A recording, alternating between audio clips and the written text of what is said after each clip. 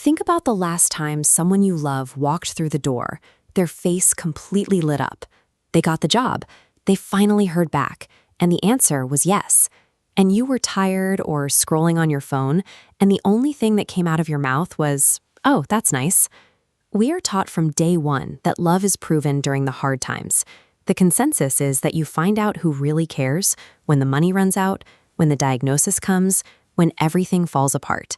But a psychologist named Shelly Gable noticed a massive blind spot in that narrative. She found that the quiet force determining whether a relationship survives has very little to do with how couples manage pain. Instead, it relies on how they handle small, everyday moments of joy. The instant someone brings you their good news, a psychological vacuum opens up. In the exact half second right after that shared win, your reaction silently dictates the future trajectory of the partnership. The true test of a relationship's longevity doesn't happen in the dramatic chaos of the emergency room. The survival of a partnership actually depends on navigating the invisible, incredibly high stakes of a totally ordinary Tuesday afternoon.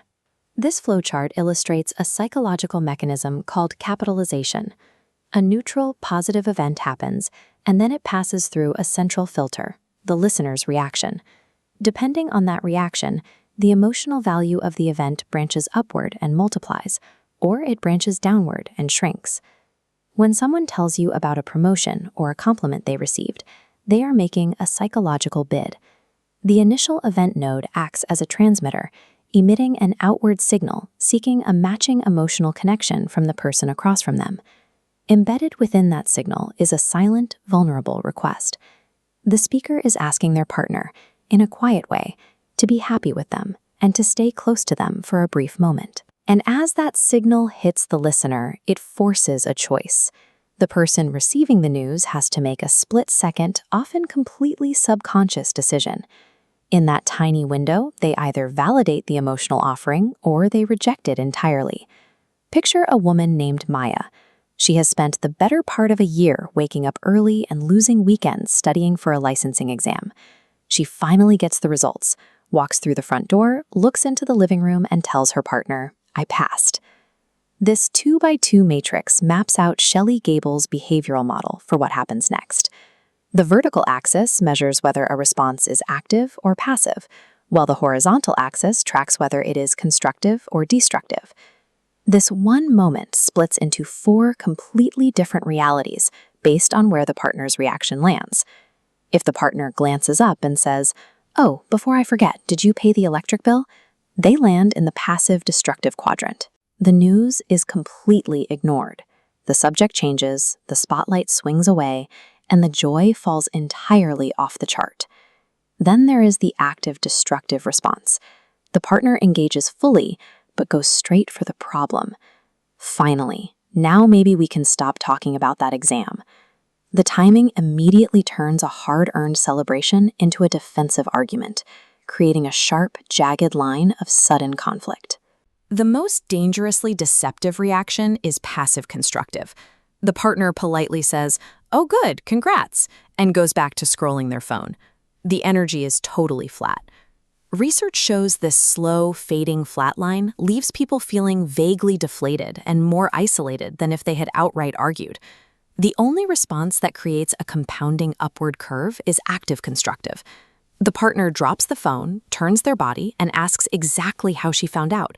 They act as a multiplier, allowing her to relive the dopamine hit of the good news a second time, together. Out of all the possibilities on the board, the active constructive response is the single mechanism that strengthens the bond. The other 3 slowly, quietly dismantle the relationship without a single argument ever taking place. Looking at this bar chart comparing relationship longevity metrics from Gable's 80-couple study, the results are backward from what most of us assume.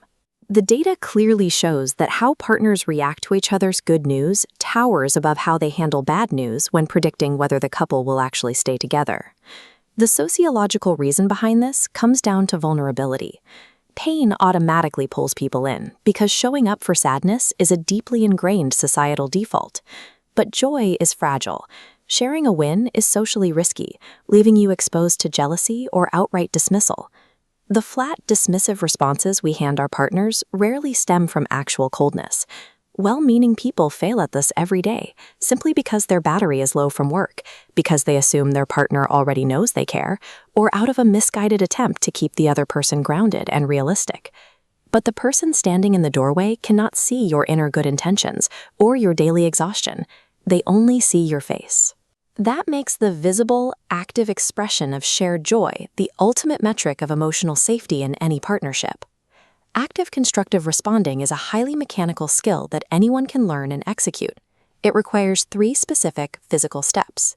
Step 1 is your body. You have to physically stop moving, abandon whatever is distracting you by putting the screen face down, and turn your face toward your partner. You visually validate that the moment matters by pausing your own life to witness theirs. Step 2 is the open question. Instead of offering a polite dead-end compliments like, "That's great," ask a specific follow-up. Ask what their boss actually said, or how they felt when they opened the email.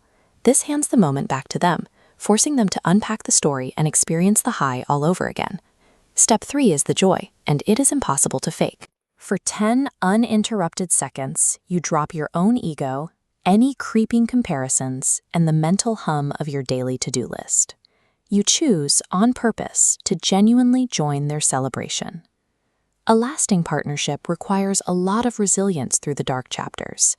But love is also the daily, repeated act of proving to the person you care about that their happiness is safe with you, decided in the quiet, completely ordinary half-second after they share a piece of good news.